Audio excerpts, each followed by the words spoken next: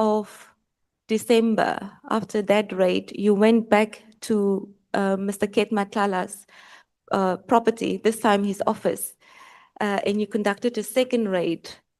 Now we know from the evidence that was also given by Mr. Matlala that the second raid also resulted in litigation that he instituted against you for the return of certain items. And including in these items, or included in the items, was allegations that you have misappropriated jewelry and a MacBook while you were conducting your raid. Could you just briefly take us through the events of the in relation to the second operation that you conducted?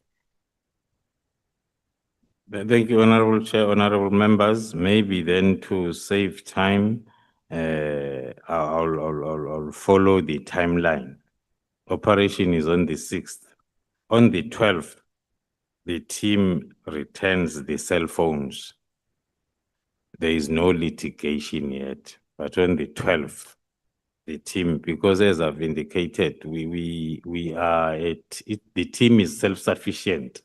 Everything, the turnaround time of all the analysis or of work is very short because we have dedicated capacity and dedicated specialists. So the cell phones were returned on the 12th, and then on the 13th, and then Mr. Matlala signed the affidavit at High Court demanding his cell phones that were brought back on the 12th already. So on the 13th, he then filed the affidavit at court. So the only thing that was still outstanding were firearms. But in his affidavit, he's including even the cell phones that had already been returned. And then on the 17th, he filed then the notice of motion. On the 18th, as agreed upon between the team, Mr. Matlala and his lawyer, that was the appointment date to say that, because on the 6th, when the team took the 4 firearms, they wanted the rest of the firearms. But then Mr. Matlala indicated that they are on the sites. I reflected on the team being professional, understanding business. And then the team asked as to when can you be able then to bring the firearms together so as we can finalize the compliance inspection. And then it was agreed that will be on the 18th of December. And then indeed the team went there only to find that the responsible person who's having the safe key is not there.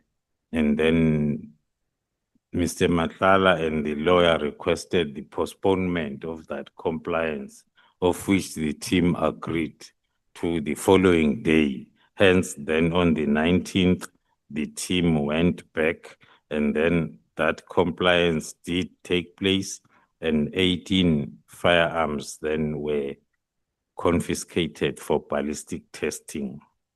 Then on the 20th of December, that is when the team learned now of, because the previous date we saw on the papers, but we only learned on the 20th that Mr. Matlala has instituted high court proceedings for the return of his firearms as well as cell phones.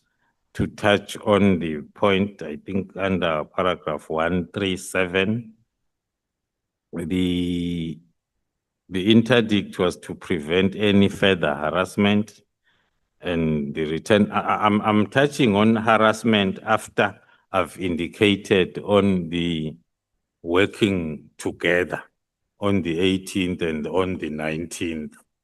Now, but then on the court papers, it's harassment and the return of the following items: the Rolex watch, which was not part of what the team confiscated, and the watch, yes, the firearms, the MacBook was also not part of. the cell phones, the team took 5, not 2, but he wanted 2 on the court papers, as well as 2 rifles and a Beretta 9mm pistol. That is what was listed. Then, but other than the cell phones and the firearms, the team did not confiscate, even in the form of stealing those items.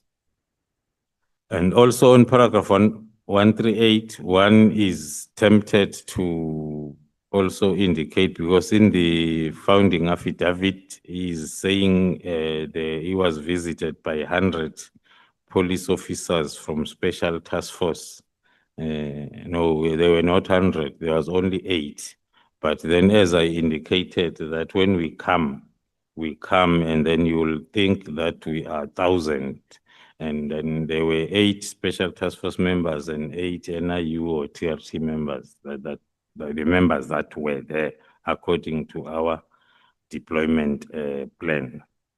So we are confirming that other than the firearms which were taken for ballistic testing, the cell phones were returned 5 days after the 6th. They were returned on the 12th.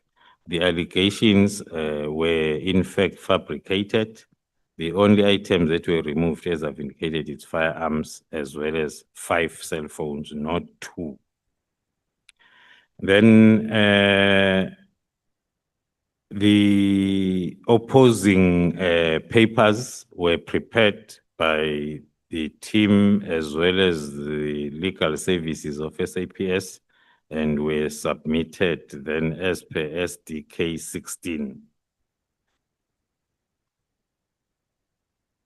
That is what happened then up until the between the 20th and the 22nd. And then on the 23rd, now, because as I've said, I said maybe so as we save time, we do it in a timeline format. Mr. Mkhosi is sending a WhatsApp. Now, this is the information that is coming from Matlala's phone in May, but it's filling in the gaps of what transpired in December. Then on the 23rd, Mr. Mkhosi is sending a WhatsApp text to Mr. Matlala, wherein he is stating Pktt guy name, my brother, any news from Pktt. So that is the discussion now that is taking place during the time when there are cases that Matlala needs to open against the team. And then still on the 23rd, I was called in a meeting with the former minister, Pktt, not in Durban, in Pretoria, where he informed me that he had a meeting with Mr. Matlala, and Mr. Matlala informed him that he was requested to fabricate the allegations in relation to the jewelry and the MacBook as part of his founding affidavit, so as then General Sbiya can have a case that he can be able to deal with me with accordingly. And then that is what we are used to if we are operators, that there will be those cases that will be fabricated and be opened. But then, as I'm indicating on 143, that Mr. Matlala was advised to fabricate the charges against me by Lieutenant General Sbiya in order to provide General Sbiya with departmentally, including possible, with something to charge me departmentally, including then my dismissal. My response to that, I did confirm to the former minister that, yeah, that is coming from our normal operation that we conducted on the 6th. And and further compliance inspections that we conducted, we have returned the cell phones, and the firearms are still undergoing ballistic testing. As soon as we are done, and then if there is nothing wrong, we will return them back to him. But if there is something wrong, then we are going to charge him as it's a norm. Then that was the end of the meeting. And then the matter, then I'm going back now to the High Court matter. The matter then was set for the 24th of December, and then it did not continue because Matlala decided not to proceed with the matter. The court made an order that the matter be removed from the roll, and a copy of the order is attached also as SDK 17. The state attorney that was appointed to deal with the matter and the counsel on behalf of the police, they were at court on that day, ready to proceed with the matter. The allegations that there was any settlement agreement entered to with Matlala are false, because the firearms were not back yet. They were still with our ballistic experts. And then we were continuing with our plan as it was planned. But then the matter then did not continue at court based on Mr. Matlala's withdrawal. Okay. And so before we move forward, and I know you want to probably note paragraph 146 as well, and elaborate on that. But as you proceed further, I'd like you to continue with a reference to the annexure bundle, because there you refer directly to WhatsApp messages from paragraph 147. So as you proceed in your statement, maybe take us through from the big file, paragraph 1, page 174.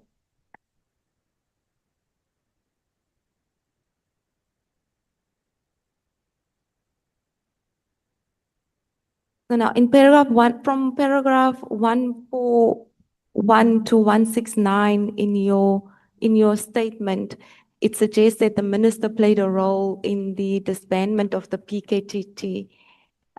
So could you maybe explain to us, with reference to what is already in your statement, how you arrived at that conclusion, and take us through the text that you've attached to your statement, General? Thank you, Honorable Chair. Must I start at 146? I think that's where you left off. Yeah. Thank you, Chair. On paragraph 146, one is flagging on the minister that was called by the meeting that was called by the minister, where the tender of Mr. Matlala was discussed. The reason for flagging that is, since the Medicare that one was not aware of, we are from operational environment, we are not privy to who's having which tender. Then one will take it that SAPS, more especially the directorates that are within the support environment are the ones that are dealing with tenders. Then there was no noise up until the operation of the 6th of December. And after that operation on the 6th of December, in the court papers that were submitted by Mr. Matlala, there was an inclusion of this issue of a tender. And that document, as they normally operate, leaking the documents that they submit anywhere else, it was leaked. It was all over the the print and social media from the 20th. Then it made headlines up until the minister called the meeting on the 24th with SAPS management to discuss this tender. The point that one is driving to is, was this meeting, discussion, and the cancellation of the tender going to happen if there was no operation on the 6th of December, which then resulted in the High Court issues, where then this tender issue was also part of, because that's when it became known to the general public. So we are saying basically the operation on the 6th was the cause for the meeting of the 24th and the subsequent cancelling of the tender later on. Then moving to 1.147, then going through the WhatsApp communication, which are also attached from SDK 19, page 174. In my affidavit, I did not include all of them. I only included the ones that are talking to the subject matter. Yeah, the ones referred to in your statement are attached. Let's take Honorable Mathis. Thank you, Chair. I was hoping that I'd ask these questions before we moved on to the next theme. Mine was on your meeting with the former Minister, Pktt. Were you not shocked, General, that he called you, and did he say to you before the actual meeting what he wanted to talk to you about? And also, was the meeting around, did it come across to you that he was paid by Matlala to sort of make his situation go away? Because according to the testimony of Kat Matlala, he said he paid Pktt also to help him get his firearms back. And that was the biggest thing he was worried about, that SAPS took his firearms, he couldn't get his firearms, and he was desperate. That's why he reached out to Pktt. So you, as an official of SAPS, meeting with the former minister, I mean, I know he was your boss at some point. Was it a sound decision for you to do that? Did he offer you money also to be on the side or make this case of Kat go away? You need to tell us that, because you're just giving us a bird's eye view of what happened there. And I'm sure, knowing the former minister, Pktt, he can talk. So can you give us a little bit more details there? Thank you. Thank you, Honorable Chair. Honorable members, let me start by saying,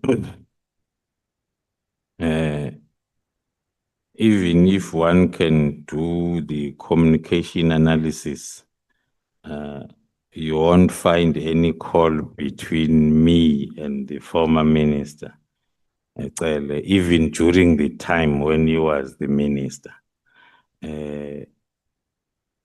I try my best not to learn things that I do not know.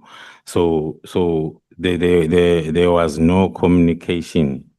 I won't say I was shocked, but the message when it came and the agency of the matter through a person who was requested that I must make myself available, it's very important.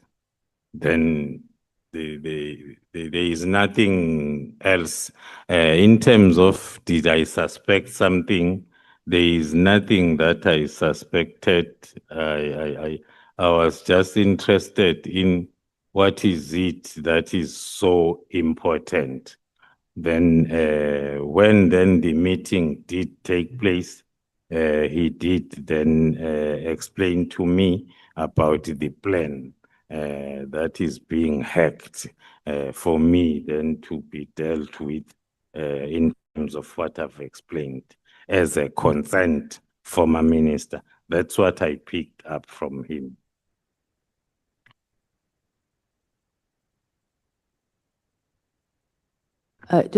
So, General, you're saying that the minister called you, or the former minister wanted to have this meeting with you. Are you comfortable to tell us who he asked to give you that message, to make yourself available? And are you saying that's all? He just wanted to warn you? It was nothing else. There was nothing else in your engagement. It was from the bottom of his heart. He felt the need to tell you that there's a plot against you. Yes, starting from the messenger who was then requested for me to make myself available. I could pick up that there is something important that I need to avail myself. I must say, I last saw him in person and even, during his farewell function. So I think it was after some months that I've never seen him. I've indicated the position about talking. So the person who then facilitated the meeting was Lieutenant General Khumalo, who then said, the former minister said, he has to see you. It's important. It's for your own good. And that's when then I made myself available for those few hours, minutes.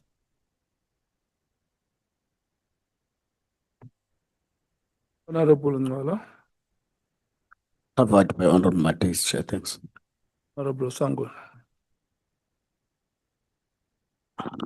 Chair, I want to say I'm covered, but I don't think I'm hearing the general correctly.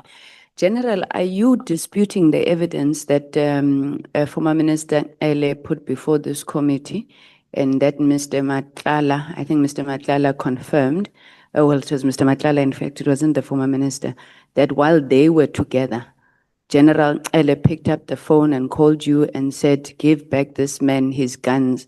And then the guns were then returned because Mr. Matlala said that call was made in his presence.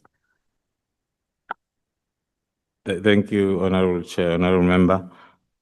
That I heard it for the first time through Mr. Matlala's evidence.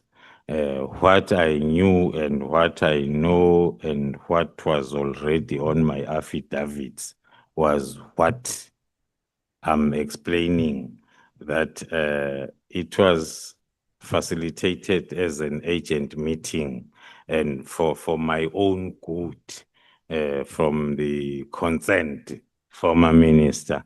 That was the reason I also availed myself for that meeting. And then when he told me that, and then I took note, but I was not shocked because by this time already, as my problems and the Pktt started from the 6th of December. So it was not like I was shocked that there is this plan. I took note of it. But to confirm again, Honorable Chair, there was no call that was received. It was a meeting, face-to-face meeting. Thank you, Chair. I suppose Mr. Matlala could have been lying. I'll come back to it during my question session. Thanks, Chair. Honorable Yeah, Mo- no, thank you very much. If my memory serves me well, because I remember a follow-up question was made to Mr. Matlala about the Khumalo he was speaking about.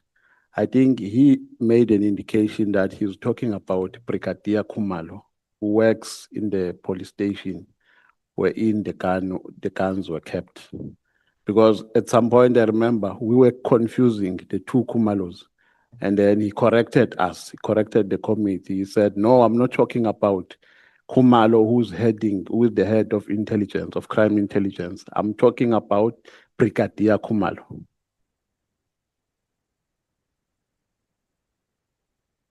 That is a correct assertion of what he said. My records agree with that. Is that one of the battery, Chair, not this one? Is that one of the battery, not this one? Thank you, Chair. Advocate Mohaitz. Yeah, even here there is another. Eh? What are you saying, Jali?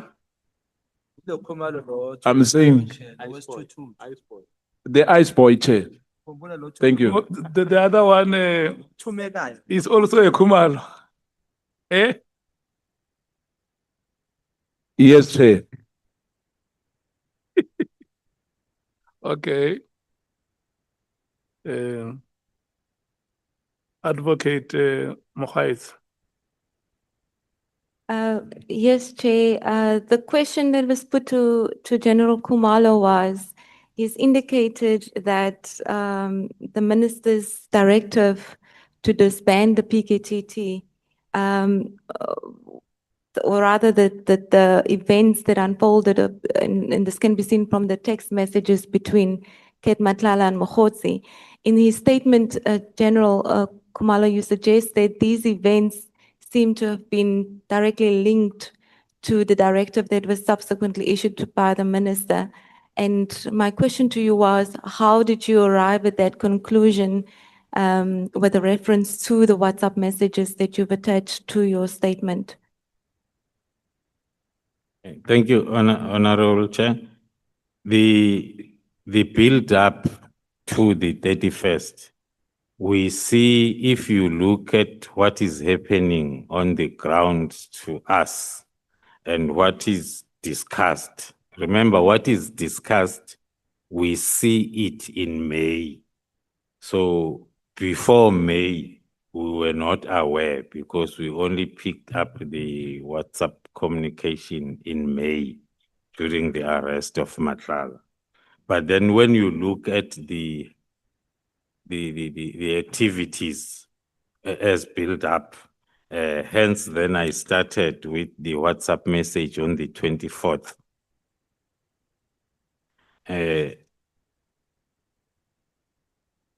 Where Mr. Mokgotsi is asking Mr. Matlala, how is the court proceedings?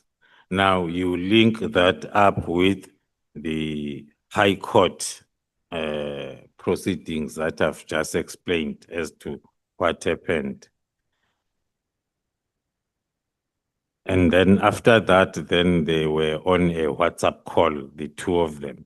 Then on the 25th, Mr. Mokgotsi is sending another text to Mr. Matlala, reminding him of three things. He says, one, IP'd. So it means he did not get the IP'd guy response. Now, two, court case date. So again, referring to, and then the third one is a 25%, we may lose accommodation and flight packages. That is in line with then the deal that they were having, that Mr. Matlala was going to pay for some of the delegates that were going for January 8th statement or coming this side. Then the next one, on the same day, Mr. Matlala is now responding on the previous messages. He's just saying, let me know when you are back. The banks open tomorrow. I'll settle that deposit thing. So he's responding to point number 3. And then on the first and the second point, he says, the rest we'll discuss whenever you are available. Then moving on to on the same day, Christmas Day, when everybody is happy. Then on the same day, Mokhosi is asking again, a reminder. IPT can be a breakthrough. So this is this third time now Mr. Mokhosi is asking about the IPT progress. And then Mr. Matlala replies, there is a bit of a hurdle there, but I'll fill you in. And then Mr. Mokhosi is insisting, will it work? And then Mr. Matlala then fails to hold back the answer. Then he gives the answer because he has been saying we'll talk about. He says it needs someone brave enough. So that is the response from Will It Work. Then on the 27th of December, and then Matlala collected his own personal firearm from Brooklyn. It was the first firearm that came back from ballistic. And that, no, they all came back, but he collected only his own firearm on the 27th of December. Then on the 27th of December, so the other firearms are still at the police station, but they were all, because I think we have indicated our turnaround time for firearms that are less than 20, it's a week and a half or a week when we have to do the ballistic testing. Honorable James.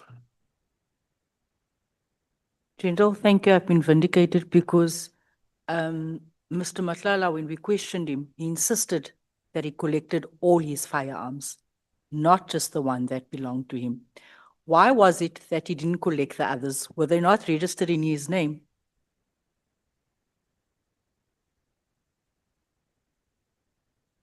Thank you, Chair. Maybe then fast forward, I was still going to come to that part. When were they collected? They were only collected on the 31st of December. The other firearms by Nika Mareko. So these firearms were not registered in Matlala's name, so he could not collect them. They were registered in the company's name. So he had to change the responsible person, and it's paperwork that you need to do for someone then to come and collect the firearms. So you can confirm that he lied under oath when he testified and insisted that he collected all his firearms. That is correct, Honorable Chair. I have you. evidence in terms of registers.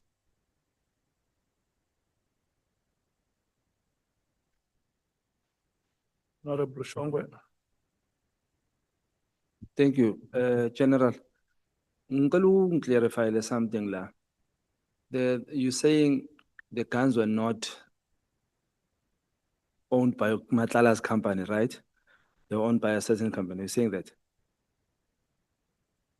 No, I say they were owned by the company, not him. His company, His company, but Okay. not him. not him personally. Not him personally. He was only having a license of one firearm. Okay. So the other licenses were belonging to a company. Is this the same company I ithenge kuMawumela? Yes, sir. All right, thank you.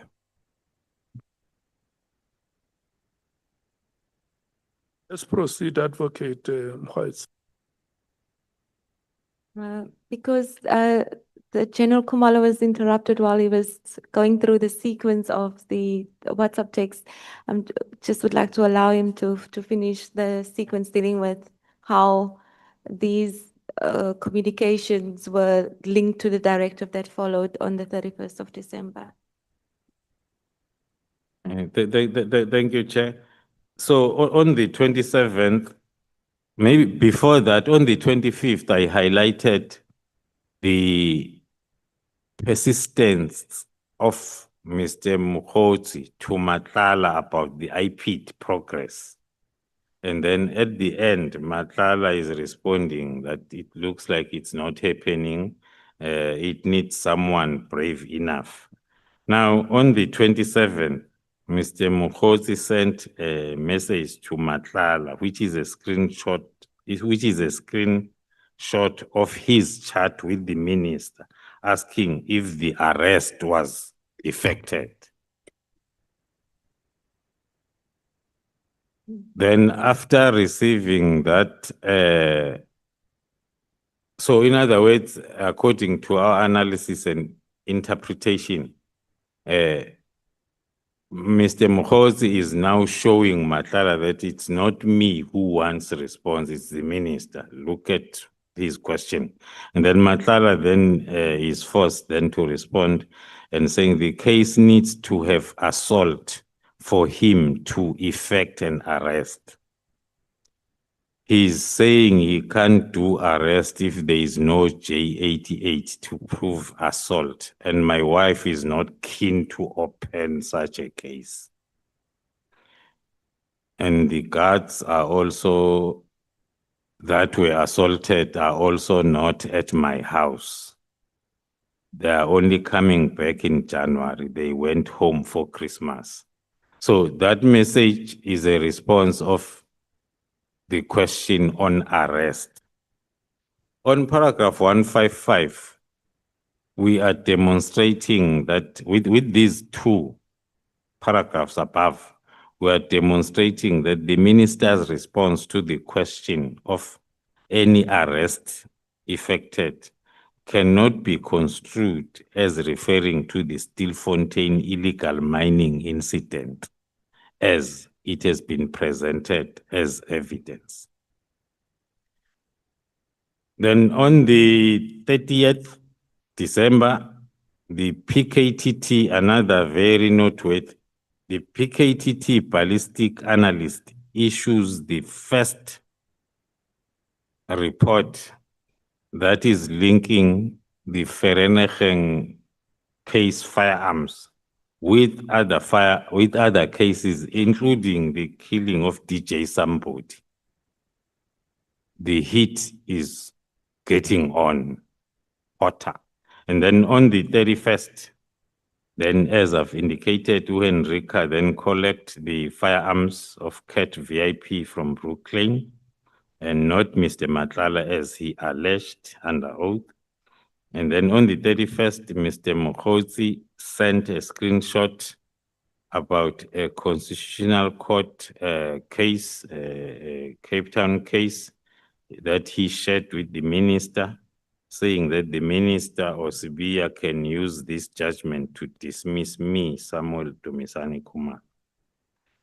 Then on the 31st, again, Mr. Mukhosi wrote to Mr. Matlala, reminding him about the outstanding issues. Now, this again today is the day. On the other side, I also think you must stand back. Mr. Matlala replies, stand back. I don't understand what you mean. Mr. Mukhosi says, for your safety and business, we must just fight what comes your way. And then Mr. Matlala responds to Mukhosi, this won't change my contribution towards the minister, though. I made a conscious decision and I'm not backing down.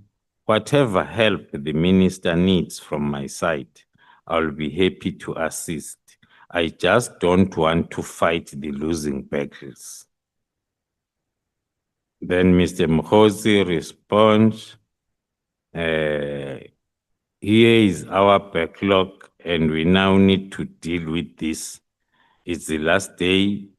I thought we spoke about it, but we did many regions. It's only 2 regions left. Is it possible for you to intervene on the membership for 2 regions at 12.5K each? Because today we must pay. This is the activities and communication of the 31st, the whole day. Then Mr. Matlala to Mukhosi, I'm sorry I missed your calls. I do not have a problem to help. but there is something I need to understand. Also hear what my concerns are. Please, like I said before, can we kindly meet whenever you have time and hear what I have to say? Then in the afternoon, the minister signs the disbandment letter. That is the business of the day on the 31st. The communication coupled with what's happening on the ground, which makes us to strongly believe that the letter and the disbandment of the Pktt was because of Mr. Matlala's complaint of harassment by the team, and Mr. Matlala was paying a lot in terms of the transitions and monies that you can refer to the Cape Town trip on the same day, talking about, and the 2 regions that he needs to pay for. There is a lot. And then the letter is signed, whilst then he is having all those problems. To continue, on the 1st of January, Mr. Mkhozi writes to Matlala, "Good day, I have arranged a meeting for Sbia and Minister, must have a solution." And then Mr. Mkhozi to Matlala again at night, "The task team that came to your house and harassed you has been dissolved." According to Yeah, our but- metadata analysis, Just, General, Jali. Yeah, thank you, Chair. General, I just wanted to ask quickly, these regions, did you mention which regions?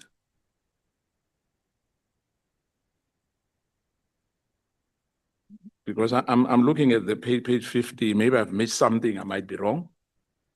When you said there's 2 regions, I can see here, paragraph 163. paragraph 163, no, they are not mentioned, the regions in this message as to which regions that And in terms of region, was he talking about political parties? if you follow the whole discussion, yes. So that was the ANC, am I right? It's not indicated as to which political party. Oh, well, the chief whip is here, he can confirm, thank you. The chief whip is not a witness here. Are you trying to implicate him? I'm satisfied, Chair, thank you. Advocate Mohaitz. Honorable members, can we give Advocate Mohaitz this last hour to wrap up as a belief? Honorable Souls, you have not spoken. Are you fine? Okay. Thank you so much, Chair. General Khumalo, you've mentioned a sequence of events that happened, and this is communication between, which includes the communication between Mr. Matlala and Mr. Mkhozi, and then there were the raids that happened at Mr. Matlala's home, which you now say in conclusion, it appears that the directive was issued for ulterior motives. The other operations that you've mentioned of Mr. Molifi, is that linked to any of this, or is the directive solely based at the behest of Mr. Matlala's operations? How are we to understand that the ulterior motives that you refer to? What does that include? To protect Mr. Matlala's interest, or to protect other operations that were also ongoing at the time? According to our belief and understanding of the events of the day, hence then one started by a coincidence that in both operations, there was a coincidence of the name dropping. And then as events were unfolding, and then we see Mr. Matlala being more prominent. But on the other hand, Mr. Molefe was busy with his bail application that he ended up getting at High Court.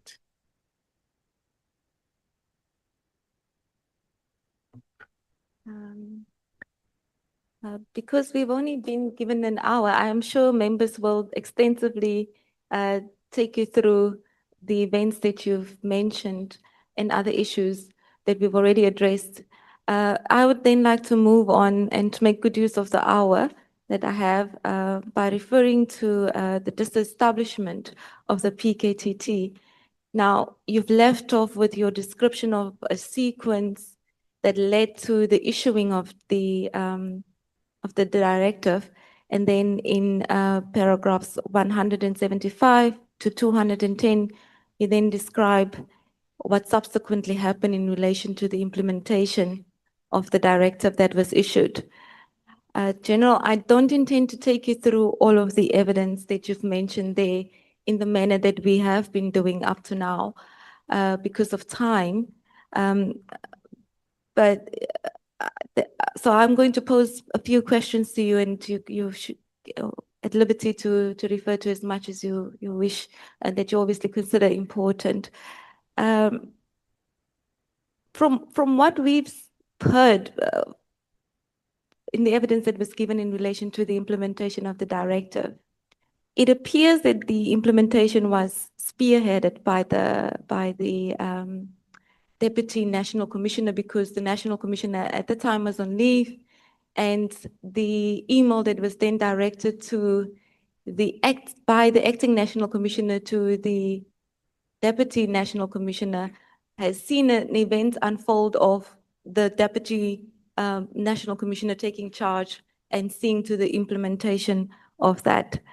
In your view, was it correctly placed with the Deputy National Commissioner to see the implementation of the directive? And was he, because you are the coordinator of the PKTT, was the Deputy National Commissioner familiar enough with the operations of the PKTT to undertake such a big task? Thank you, Chair. To answer the question directly, I will say no, according to my view. I explained in details the procedure of establishment, that the approval, the final approval is with the accounting officer, the National Commissioner.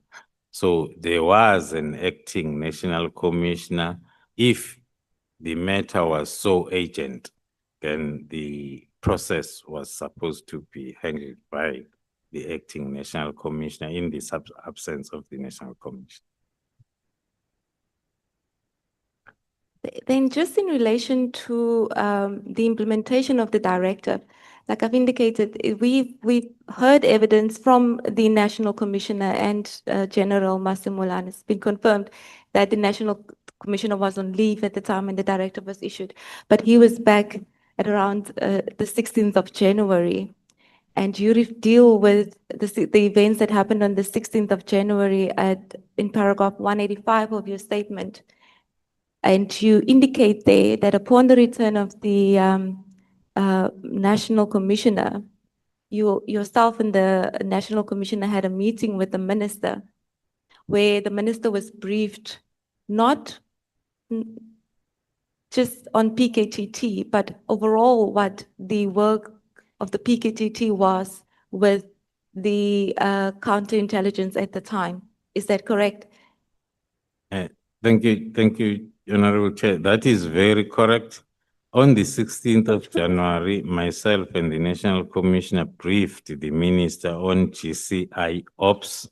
The main reason and the agency was the threat that one was foreseeing, looking at the happenings of the 6th of December and the ongoing operations that were still active by then.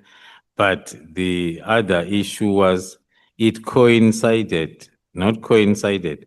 There was a lot also because the other wing of attack was the use of print and social media against myself through my position as the divisional commissioner.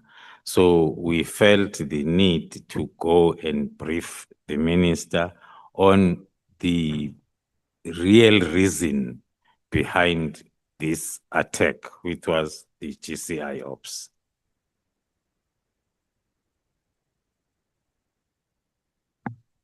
And then in paragraph 192 of your statement, you indicate that at the time and not being aware of the WhatsApp messages between Mr. Matlala and Mr. Mokgotsi, which you've just read to us, you said you found it peculiar that the instruction letter from General Zibia required the closing out report to include information that the minister ought to have considered at the time when he made the decision to disband.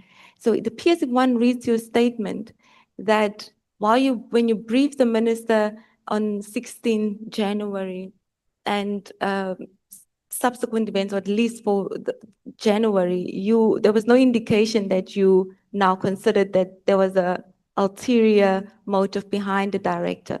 At which point did you form this conclusion while you were engaging with the minister? The National Commissioner came back from leave on the 14th. That's when then we had a discussion on the disbandment letter, and then he gave me the direction then to start writing a preliminary report. So on the 15th, 16th, 17th, 18th, all those days, we were in a process of drafting the report.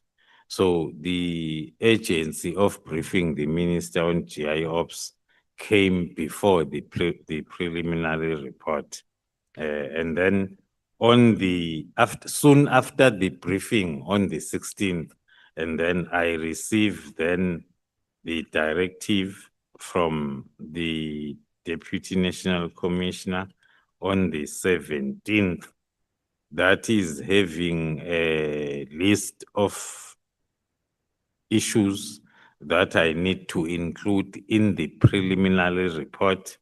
I've analyzed some, but basically they are all talking to the confliction of the disbandment directive from the Deputy National Commissioner's office now with the actions that he says I must take.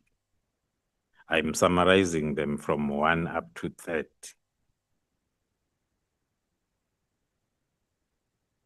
Which is paragraph 191. And then maybe with one breath to sum up also the other confusion that was on that long directive. I was supposed to give the summary of the key considerations that resulted in the decision to disband the Pktt.